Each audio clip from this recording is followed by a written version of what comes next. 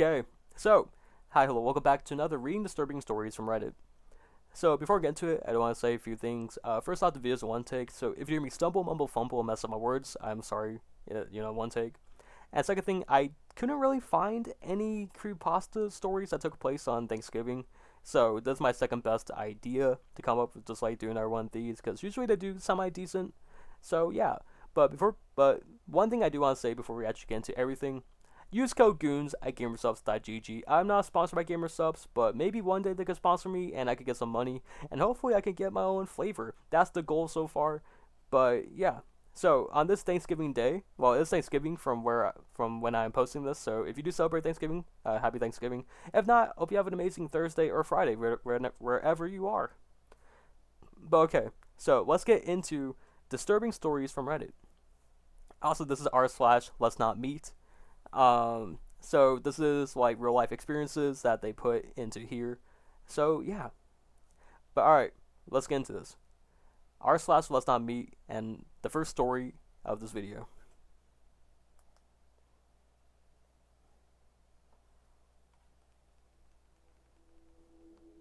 I apologize in advance since I'm not a good writer, but I'll do my best to share my experience. To better paint the picture, here is a description of myself at the time. At the time of this incident, it was 3 years ago when this took place. I am 5'5", I am a 26-year-old woman with medium-length bleach blonde hair. I'm curvy and I weigh about 175 pounds, wearing black high-waisted tights and a pink crop top. 3 years ago, I was walking home late at night from my friend's house. It was dark at the time and I lived in a rough part of the large city. I had many sketchy situations that I got myself out of, so I guess I felt sort of invincible, like nothing truly scary could ever happen to me. When I walk alone, I always stay pretty alert, and pretty alert and well aware of my surroundings. It's just for my own safety and just in case anything does happen. About halfway home and roughly 10 minutes to my apartment, I noticed a van started tailing me. I was used to this since in my city, it's very common for a young woman to go into a rough area and get propositioned for sex. It's embarrassing how desensitized I was to this. I did my usual and crossed the road. I'll be walking beside the traffic, heading in another direction. I wasn't really scared, I was just more annoyed. The van down the street, the van then turned down the side street, then back onto the road, and it pulled up on me. At this point, I still wasn't scared. Again, this happened so many times to me that it never mattered if I was wearing something that showed more skin, or if I was wearing a winter coat zipped up from just below my chin all the way down to my ankles. This area is just notorious for that type of activity. I decided to be firm and told the person sternly, I'm not interested. I noticed that there were two men inside the van. They looked almost identical and may have been twins or brothers. Both men had a very dark complexion. They had dark eyes and short dark hair, but the van didn't move. I was just super annoyed and crossed the road again to get away. At this point, I figured this would be enough for them to stop following me, but they didn't. They kept circling back every time I crossed the road. I never had to put that much effort into getting a horny pervert to leave me alone. So this is when I started feeling unsafe. They zipped by me at the speed of traffic that was flowing, and I yelled for them to fuck off. I thought that it finally worked, and it had been 3 minutes and hadn't seen the van, so I thought I was just in the clear. Just in case, I pulled my phone out and was getting ready to call my sister that I lived with. Just then, the van pulled up to me very quickly, and before I could even blink, one of the men jumped out of the van, opened the back door, and approached me quickly in an aggressive manner, as if he was about to scoop me up and throw me into the vehicle. The traffic in that area was very inconsistent. It was dead, and I imagined that they were just waiting for. That was just what they were waiting for. Just as the man was about to place his hands on me, I took to my phone and said, "You are being filmed by my live video chat." I gave my friends the license plate number, and police has been notified. I was so scared, but I didn't let that show. I stayed as calm as I could be, and the man paused like he was considering if I was bluffing or telling the truth, so I tilted the phone more as if to give a fake audience a better look at him. He then jumped into the van, and they sped off.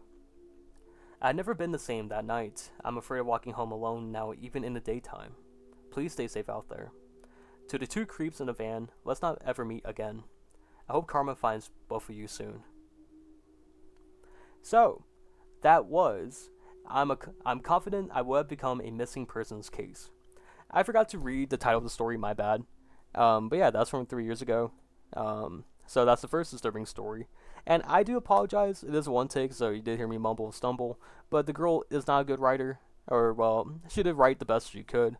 And also, sometimes I do suck at reading, so it is what it is. But we're moving on. This one is called The Creep at the Pool. Okay, so I'm 14 and I'm often mistaken as 18 because of my shape. Here's a little context. I was at the YMCA with my sisters and we were swimming for a while. Then I started to feel sick. My younger sister said, "You don't look so good, OP. Maybe you should go sit in a changing room for a while." And me, "Yeah, I think I will." I went in the changing room for some peace and quiet, and lucky me, no one was in there. I sat on one of the benches and I closed my eyes, and a few moments later, I hear someone come in. It was a tall guy. He was tall, muscular, and genuinely good looking. I brushed it off thinking he was probably waiting on his girlfriend and came to check on her because she was taking long or something. That is until he approached me and sat right next to me. So close that our thighs were touching. I was really surprised and I scooted over and gave him that "What do you think you're doing" look. He smiled at me and said, "Don't worry, girl, I'm not going to hurt you," and proceeded to put his hand on my back. I stood up and backed away. I was scared to run because he seemed athletic, so he probably could have caught me. He asked me, "How old are you, baby?" in a sickeningly sweet tone. I say 14, and he nonchalantly says, "Cool." So I asked how old he was, and he said, 23.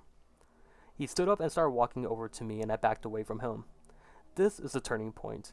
I heard a bathroom stall open, and there, standing in all her glory, was the lady who I will call my hero. She stepped out, and I know she heard everything. The dude hightailed it out of there. The lady was nice and stayed with me for a while. Her name was Stacy. Thank you, Stacy. So yeah, that was The Creep at the Pool. You know, it is a short one, but it is disturbing. And unfortunately, I believe it is something that does happen a lot. So if you have ever experienced this, I'm sorry. But luckily for OP, she did have Stacy. So I'm glad that the story did not take a different route. But we're moving on. So the third story of the video, this one is, I never felt so terrified of someone I once called a friend in my life. This one's a long one, so let's get into it. I once met up with an old friend of mine. He was a male and he was 22. A friend I had known for a few years prior to meet up in November 2017. I had actually met this person on a dating site. However, as time went on, the relationship between us became strictly platonic. There was no red flags, and my gut did not warn me, so I completely trusted this person. We met up in town behind a bus station on a grassy hill surrounded by trees and a tall wall. Our meeting was just to have a smoke, get a little high, and have a small catch-up. The meetup was fine, and I had actually started smoking weed a few months before, so I was still relatively new to it. He had brought something new for me to try out. It was called Purple Haze. I wasn't at all anxious about trying it, as I completely trusted this person. I would never believe that they will lie to me. He had packed a full blunt for me, but I only managed to smoke a quarter of the blunt. We spoke during this time about work, our previous relationship, and random stuff. About half an hour later, I started to feel extremely lightheaded and anxious. I suddenly had this strange feeling where I did not feel comfortable at all, and I really wanted to go home. When I asked him if I could go home, he offered to take me home, but I said, "No, it's okay." But he offered again. "Please, let me take you home. You'll be safe with me, and I wouldn't hurt you." I shook my head and said, "No, thank you. I can take myself home." And when I started to walk away, I felt like I was walking on a cloud. My head became dizzy and my eyesight was a little blurry. I never felt like this before, and in time, I started to panic. We made our way down the hill towards the bus station. I was relieved, as there were a lot of people around, so if anything happened, someone would be bound to step in. I became extremely terrified of him. I had this horrible feeling in my gut that told me to get away from him, and when I got to the bus station, I told him I would call my taxi here and go home. His tone was no longer nice, but very stern. "I'm going to take you home now." He began to pull my jacket, and I told him no, and that I was going to go home on my own. He pulled my jacket harder, and I fell against him. He pulled me into him and told me I don't need to be scared of him. but I was terrified. At this point, I started to feel very paranoid, and I couldn't see properly. I pushed him away from me and rubbed my eyes, and I called for a taxi. He tried to pull my phone from me and yell in my face, "Do you ever listen? I'm taking you home." I noticed a few people had stopped and asked if I was okay, and all I remember was that I wanted to go home. So a lady kindly called a taxi for me and waited for me. She made sure that I was okay, and she helped me into the taxi. During the time when I waited for the taxi, he kept trying to get me to come into his car with him, but the lady that looked after me told him to go home and that she was going to take me home instead. So he left. When I got home, I gave the taxi driver money and told him to keep the change. I didn't want to wait around. I just wanted to get into my bed because at that time, it was the only place I really would feel safe from harm. That evening, I laid in bed for 5 hours straight, staring at the ceiling. I don't remember if I thought about anything or if my mom came in at any time. I just remember lying in my bed doing nothing until the paranoia and the sickly feeling began to wear off. I remember looking at my phone and seeing I had 32 missed calls from him. He left 10 voicemails and 50 plus messages.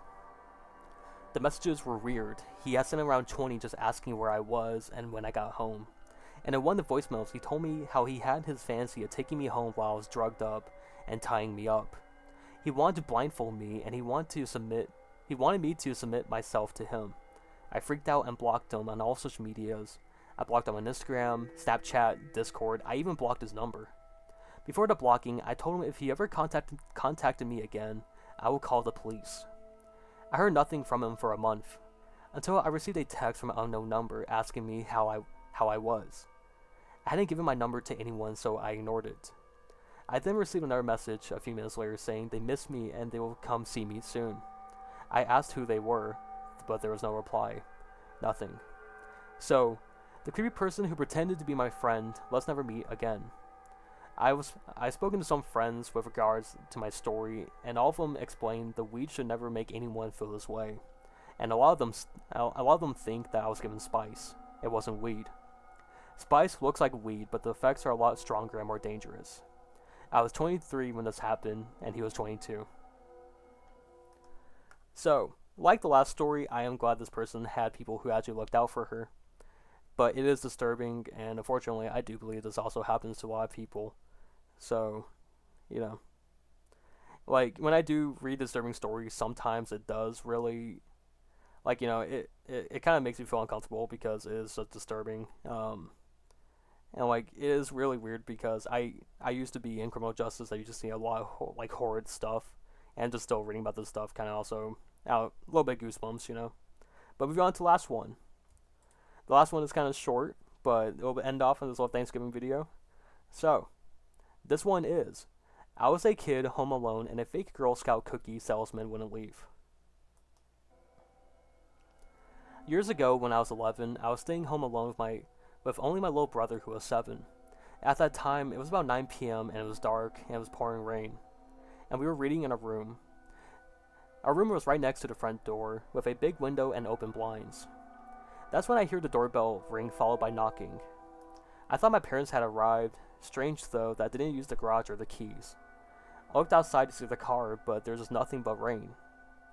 As I approached the door, I hear a man's voice, but it was not my father's yell through the torrent. "Would you like some cookies? We're selling Girl Scout cookies." I'm shocked at this, considering the weather and the time of day. Saying nothing, I checked the peephole and peered through the side window, only to see it was not a father with his girl as I expected. My heart dropped. Just standing there was just a fully grown man, maybe in his late 50s. There wasn't a box of cookies in sight. Soaking on my doorstep, I can remember this gut-wrenching feeling of having to check the locks while he was right on the other side. For sure he heard this. The 2 locks were the only thing separating myself and my brother from a potential monster. He continued to knock and mention his cookies as I considered calling the cops. That's when I remembered the blinds were open in my room where my brother was, with the light on. As I turned the corner to the doorway, I see the man carefully peering into our window, possibly eyeing my brother, distracted in his book. My heart was pounding now as I began to panic. In a move that took all my willpower, I quickly turned off the light and ran over to the window to close the blinds. In full view of that man, and as and as fast as I could. I double checked and locked all. I double checked all the locks inside the house.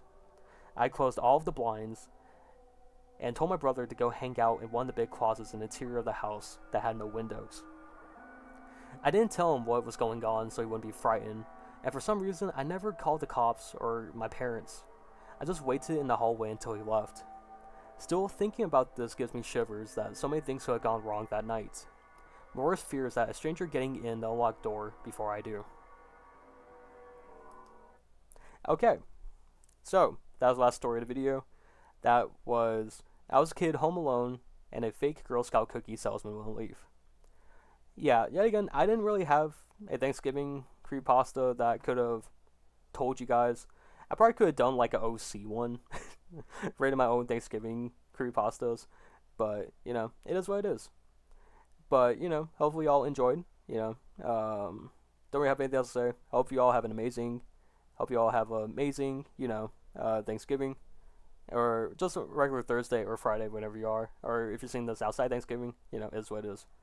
But yeah, all the stories, they were real, to that person.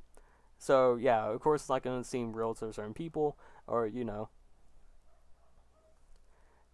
But for like what it is, I do think all these stories should not be discounted by saying, oh, they weren't good or anything, because it was a person who went through this writing it.